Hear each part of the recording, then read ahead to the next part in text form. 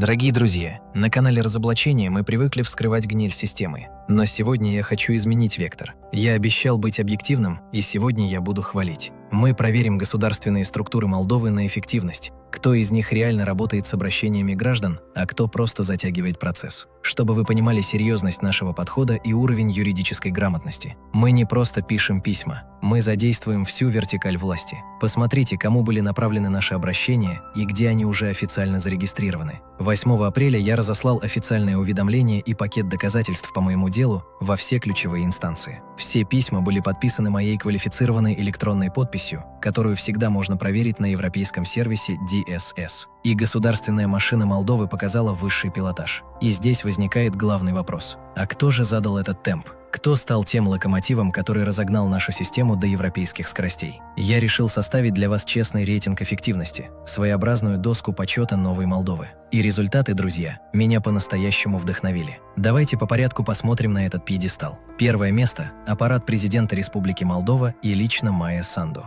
Наше обращение зарегистрировано под номером 1104-862. Регистрация прошла менее чем за сутки. Это и есть настоящая политическая воля. Когда лидер страны задает такой эталон оперативности, это сигнал всей системе. Гражданин должен получать ответ немедленно. Мое почтение за такую организацию работы. Второе место – прокуратура Пичи-Кокс. Подтверждение получения пришло уже утром 9 апреля. Канцелярия работает четко и слаженно. Письмо было принято в обработку сразу, как только начался рабочий день. Никаких папок, пылящихся на столах. Третье место – Национальный центр по борьбе с коррупцией ЦНА. Номер регистрации обращения – КОЛ 672/26. Внутренний номер – 1087. 9 апреля все уже было в цифровой базе. Это уровень современной европейской страны. Четвертое место – антикоррупционная прокуратура. Шеф прокуратуры Марчел Думбровян лично изучил материалы и лично подписал документ номер 3316. Наше письмо не просто приняли. Высшее руководство ведомства взяло его под контроль и оперативно перенаправило для рассмотрения по существу. Это пример того, как должен работать настоящий руководитель. Пятое место – Министерство юстиции.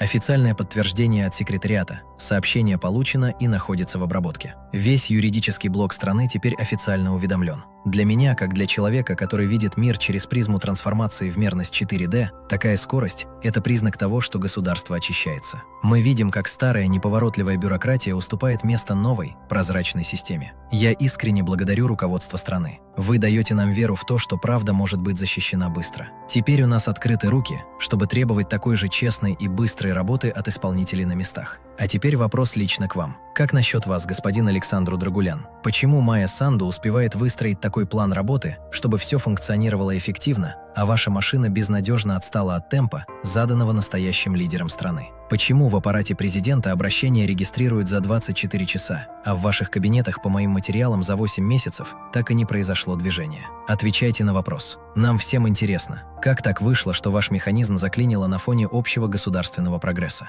Кстати, друзья, многие из вас спрашивают про мою электронную подпись. В скором времени я сделаю отдельный ролик и подробно объясню, для чего она нужна. Я покажу вам, как, находясь в любой стране мира, буквально не вставая с кровати, можно официально руководить процессами, подписывать документы и заставлять систему работать на законных основаниях. Не пропустите, это будет очень полезный материал для каждого. Я показал вам цифры, я показал вам документы. На одной чаше весов 24 часа на ответ от президента. На другой чаше 8 месяцев тишины от тех, кто должен защищать закон. Знаете, я не судья. Я просто человек, который верит, что мир меняется, что мы выходим из старой матрицы в новую реальность. Но разве это по-человечески – не отвечать на письма месяцами? Я не хочу никого обвинять. Я просто констатирую факты. А право решать, кто здесь прав, я оставляю вам. Посмотрите в эти документы еще раз. Почувствуйте, где идет свет и прозрачность, а где холод и безразличие. Правда говорит сама за себя. Я остаюсь в своей истине, потому что время домов обмана закончилось. Наступает время честных людей. Спасибо, что вы со мной. Сейчас вам решать, в какой стране и в какой реальности мы будем жить завтра. Слушайте свое сердце. Оно единственный судья, который никогда не обманет.